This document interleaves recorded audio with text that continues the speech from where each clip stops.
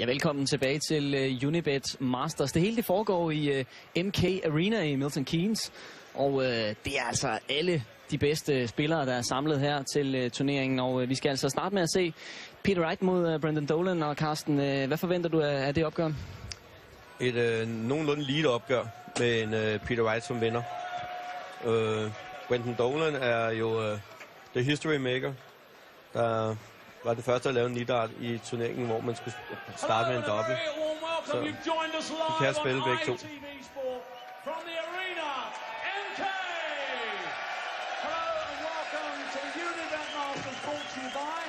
Professional Darts Corporation, and a very special welcome to our viewers joining us live here on ITV Sport. Time to meet our players. Time to meet the history maker, Brendan Dolan!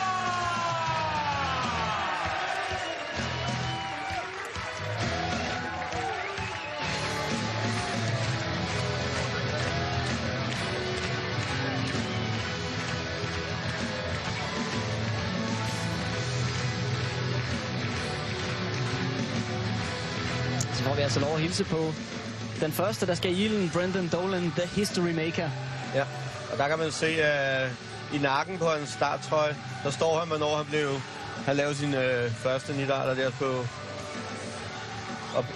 den første historien i en dobbelt. Med dobbelt ind, dobbelt ud, ikke? Så det er meget stabilt i.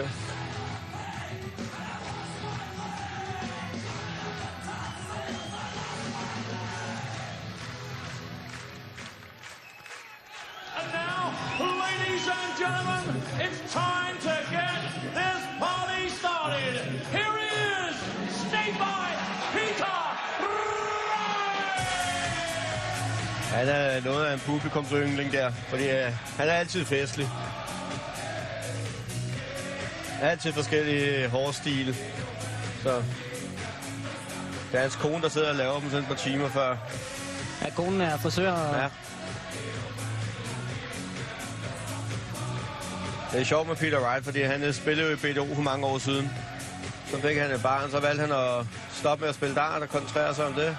Og fik så almindelig arbejde. Så sad han hjemme og så VM i dart. Så sagde han, det kan jeg da også gøre. Så sagde konen til ham, så er det du skal. Så koncentrerer dig om at spille dart.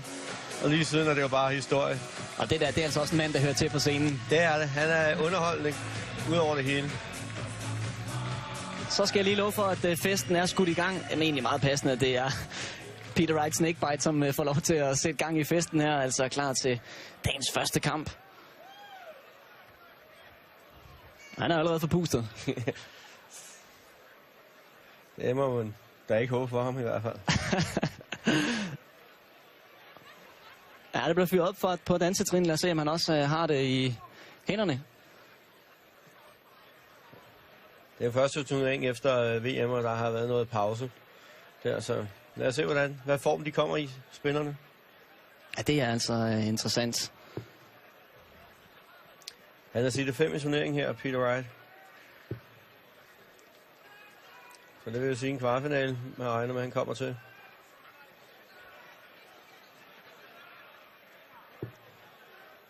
Altså op imod Brendan Dolan. Og de mødtes senest, de to her ved Grand Slam of Darts tilbage i november. Der var det jo faktisk Dolan, der vandt. Men til kampen her må vi sige, at det er vel Peter Wright, der er favorit. Ja, det må vi sige, det er det. Men det bliver nok en rimelig lige kamp, vil jeg tro. Man skal jo huske på, at det er top 16 spillere, der er der alle sammen. Det viser noget om klasse. Det er ikke en nem vej at komme til at ligge i top 32 endda. Og så er det her de absolut 16 bedste. Det er superspillere. Ja, det betyder altså også, at vi er garanteret for at skal se noget der er på allerhøjeste niveau med masser af kvalitet i spillet. Det er vi her. Det er jo kun tredje gang, den bliver spillet, den her turnering jo. Og vi skal jo faktisk i dag også have en gentagelse af finalen fra den seneste turnering, Wade mod Mervyn King. Ja, det er den første kamp i aften. Det bliver spændende at se, hvad Wade og King de laver i den kamp. Det er altså en dag, som er delt op i 2. Vi starter med 4 kampe her i eftermiddag, og så i aften, så kører vi altså derudad med de sidste 4 i første runde. 100. Og igen har Peter Wright skiftet pil. Spiller med nogle andre pile, end han gjorde til VM. Men han stiller med alle mulige forskellige pile til alle mulige forskellige stævner. Han må være en mareridt for en sponsor. Han skal lige med at have nye pile. Men det viser bare noget, hvor dygtig han er. Han kan spille både med bobler, han kan spille med tynde pile, lange. Det er imponerende. 100.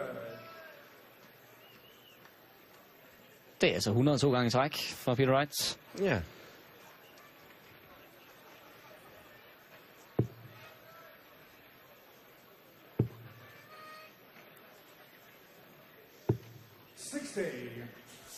Får ikke lige fat i triplerne.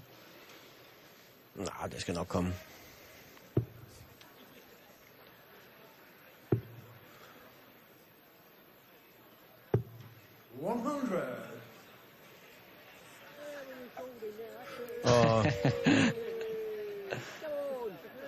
Det er altså fantastisk ved de her stævner. Det er også altså den atmosfære, der er. Det må man sige. Altså publikum, det er jo deres fest. Det skal man huske på. Det er et arbejde for spilleren, men det er en fest for publikum. Og de kommer fra hele Europa. Og der har vi så den første maxi her. Ja, vi fik lidt mere at juble efter der, ja. Ja. Et stykke 180'er. Værsgo. Sådan, Brandon. Men stadig Wright, der er favorit til at vinde lægge. Man kan huske på, at han har udlægge.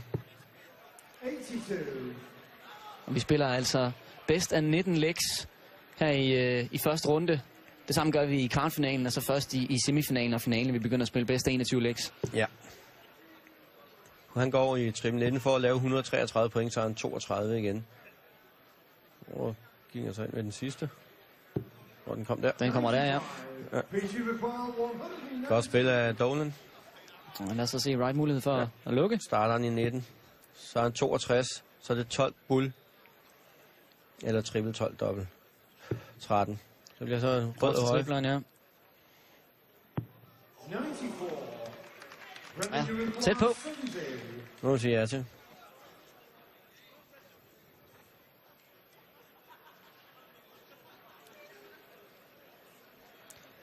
Dolan finder lige koncentrationen her. Ja. Så bliver det en 20'er.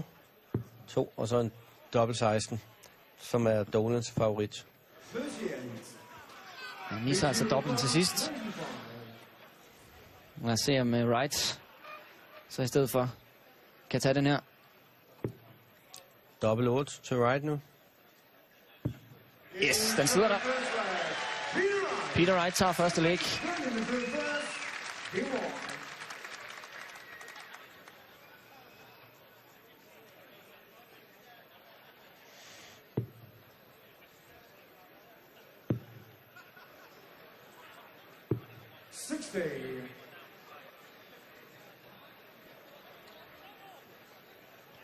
Dolan er faktisk aldrig prøvet at komme længere end anden runde her ved turneringen.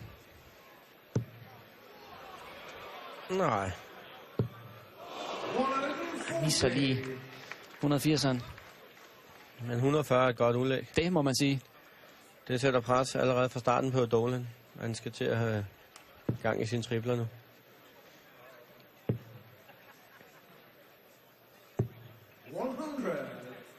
Kommer en enkelt.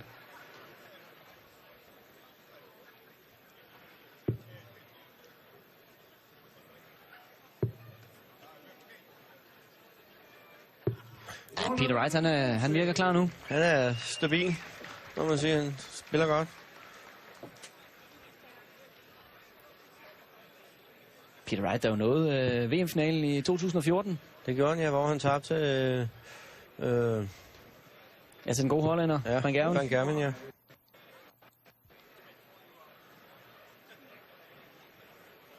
Som altså lige har brug for at komme op på hesten igen, rent resultatmæssigt. Ja, han var jo i kvartfinalen her til VM, jo. Hvor han tabte til Gary Anderson. Det blev kåret sidste år til sæsonens Most Improved Player. Ja.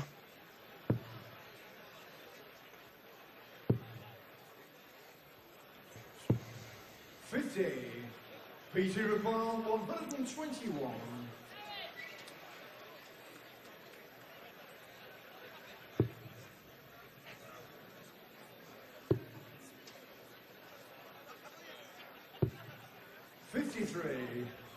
Så en god score for Dolan her er nødvendig nu. Ja, han er nødt til at skal melde sig ind, hvis ikke det skal hedde 2-0. Skal huske på, at det er Dolan, der har udlæg i det her sæt.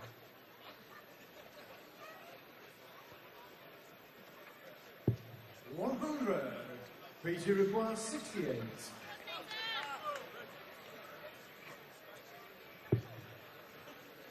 Så er det 16, dobbelt 16. For en 2-0-føring. Øj. Dolan får lov at leve lidt endnu. Han enten starter han i triple 19 og laver 2 gange triple 19, dobbelt 16, eller også går han i triple 20, triple 18, dobbelt 16. Lad os se, hvad han går efter. Han går så i 19'eren til det ud til. Nej, den første var bare helt misset. 85. Peter require 32. Peter Wright med en ny mulighed. Den sidder der. Skulle bare bruge en enkelt bil, og så hedder den altså 2-0 nu til Peter Wright. Der så nu selv har udlæg.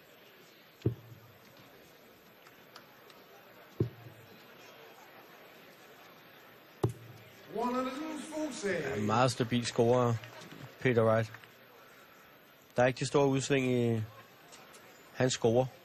Han er meget stabil på 100-140 derude hele tiden. Det er det, der gør, at han er kommet så højt op på ranglisten.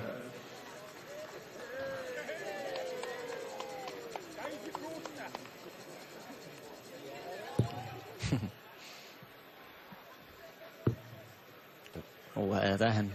Skal han passe på, at de ikke falder ned. Han taget meget skidt den anden pil, der gjorde det svært for ham at få triplen med.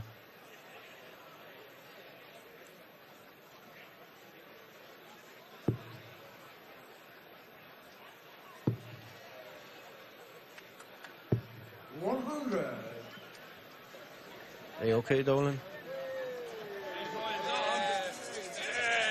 Det er eksempler på nogle af de festlige fans, der er mødt op. Jeg må sige ja til, vi har selv fans herovre fra Danmark. Der kommer 25. Der er over fra Aarhus. Der er over at se det. De har sådan nogle jordbærhuer på. Vi skal jo helst have lidt røde farver, kan kigge efter derovre. Det skal vi. Det kan være, at vi får et billede af dem i løbet af dagen. God score her for Dolan. Spiller sig ned på 164. Sætter noget pres her på Wright. Det kan man jo bare svare igen med en Maxi. Det kan være, han skal lade være med at lægge pres på ham. Der sidder altså lige 180 og sådan. Sådan spiller man under pres.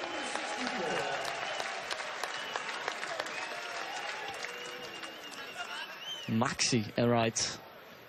Triple 20. Så er det en triple 18. Han går stadig i triple 18. Oj. Hvis han rammer triple 18 nu, så er han 32 igen.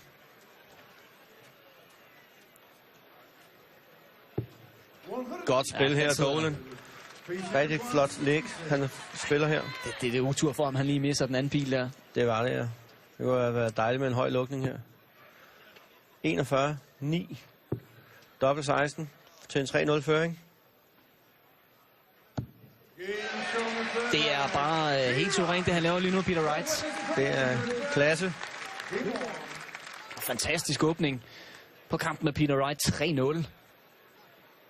Det må man sige. Nu talte vi om, der lige var presset et øjeblik på Wright, men presset, det må vi sige, det er over på Dolan nu. Det er rigtig røget over på Dolan. Fordi man har ikke, i det her format, der har du ikke så lang tid til at komme igen. Hvor du under VM, hvor det er sæt, man spiller, har nemmere ved at komme igen, selvom du tager de første, lad os sige, 6 legs. Så er du kun bagud 2-0 i sæt. Her der spiller du kun legs først til 19. Ja, her bliver der altså straffet prompte. Der bliver du straffet prompte, hvis du ikke er på fra starten.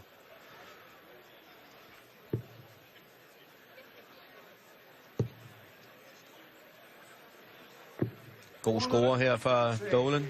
2 tripler.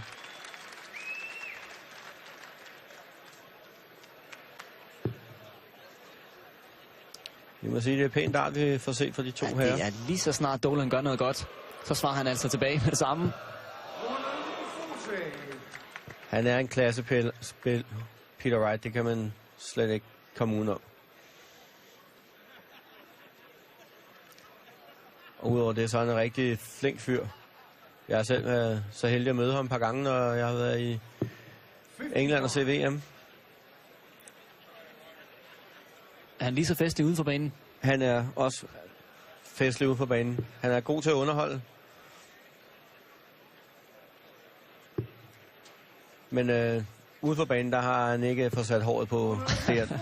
Det gør han kun op til kampene, bliver det sat. Men ja, han er en hyggelig fætter at være sammen med.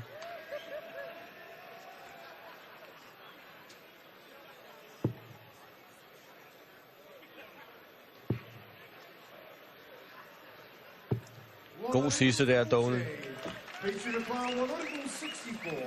Så er Peter Wright i 164. Han starter i triple 19. Så skal han lave 2 af dem. En mere, og så bullseye. Så er han 88 igen. 28 igen. Og så se om Dolan skal vinde sin første leg. Det var på 66 af Peter Wright lukket før. 16 dobbelt 20 så. Dobbelt 20 til Dolan. Ej.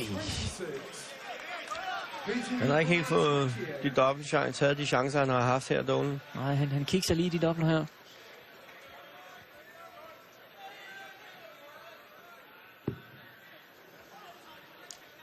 En dobbelt 7 her. Nu skal slangen lige holde tungen lige i munden. Ja. Ja, den sidder der også.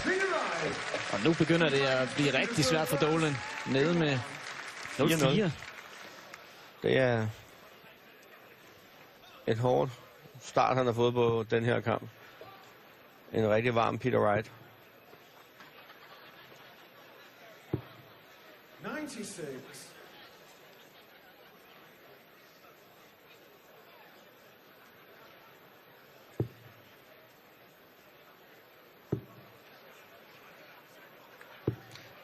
96.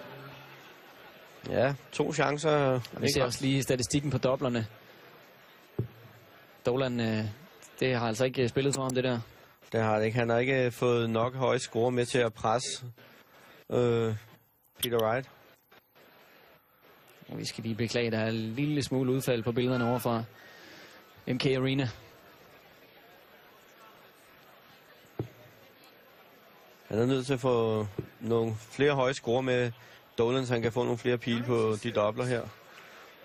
For ellers løber Peter Wright bare hen over ham og vinder rigtig stort.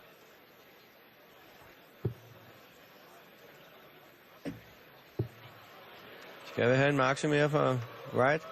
Det skal vi. Så er det også svært at have med at gøre. Nej, det må du sige. Det må du nok have lov at sige. Endnu en 180 for Wright. Begynder altså også at komme noget psykologisk spil ind i det her for Dolan. Det er helt sikkert. 140 er jo en dejlig score nu.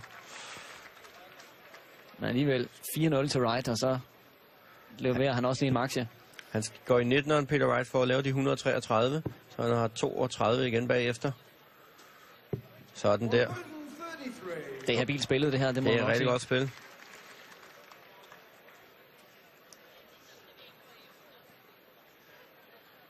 Det ser ud til, at de har fået lavet lidt ved de skiver der, for under VM, der røg de hurtigt ud her. Der kan de næsten ikke trække dem ud. Et eller andet, har de måske har gjort.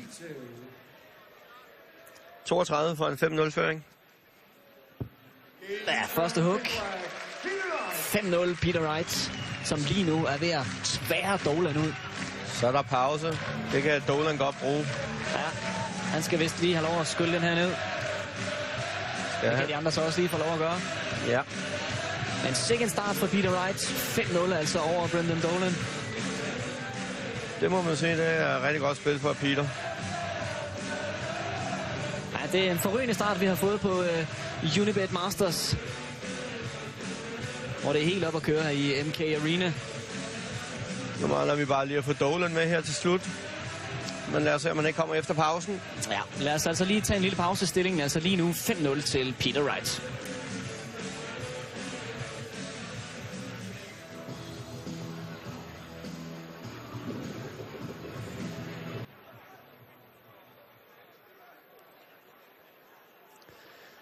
Velkommen tilbage til Unibet Masters. Brendan Dolan kom altså på tavlen, og det var vigtigt for ham. Det havde været rigtig grimt at gå herfra med en 10-0 nederlag. Ja, det må man sige. Man kan jo så sige sådan, når det bliver 10-1, 10-0. Ja, men det der bare, man får slette, det er 0.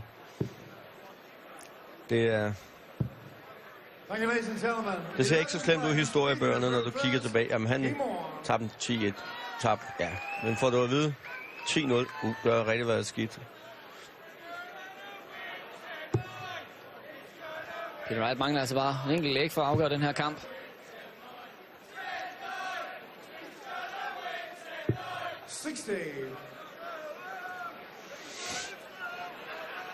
Men lad os se, om Dolan kan få et par sæt mere på tavlen her.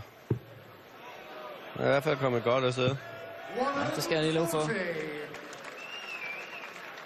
Jeg kom lidt mere smil på konen og på sønnen der. Efter han fik det ene læg der.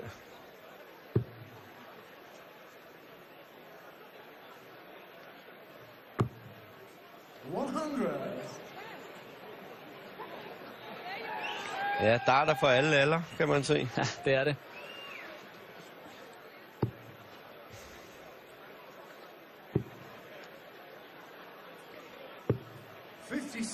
Ja, han søger rundt på skiven for at fange de tripler der. Han får dem bare ikke helt med.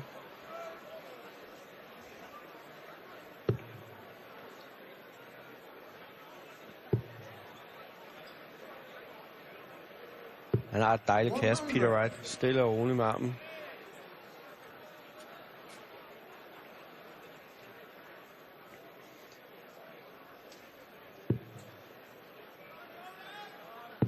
Hvor Dolans kast, der er mere bevægelse i selve kastet. 100 scorer Dolan.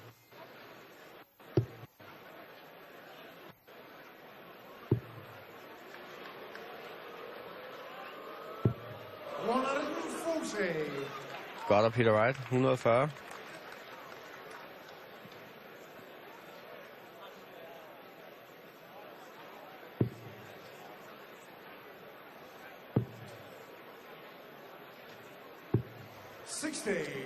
Det er ikke nok, Brandon. Han er godt nok langt væk fra triplerne. Og nu kan han komme helt ud af den her turnering. 3-20 skal han bruge nu. Peter Wright til den dobbelt af. 45. Brendan, you require 144. 2 gange triple 20, dobbelt 12. Eller 2 gange triple 18, dobbelt 18. Lad os se, hvad vej han vælger.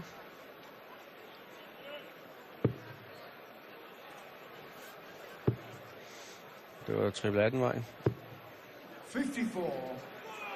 Han har så ikke nogen af dem. Det gør han ikke. Og det kan så måske være hans sidste kast. Ja. For årets master.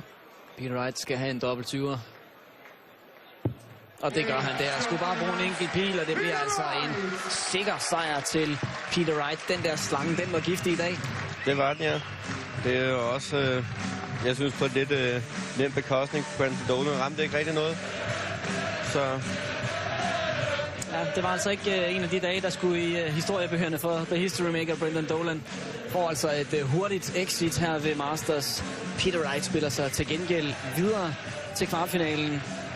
Og det er ganske sikkert. Entertaineren er videre.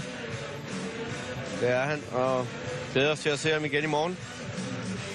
Ja, vi sender jo altså igen i morgen her fra Masters. Vi følger med hele vejen, indtil vi finder en vinder af turneringen i morgen aften.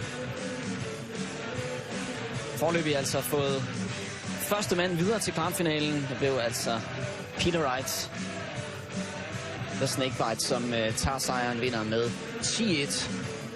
Ganske sikker sejr over Brendan Dolan.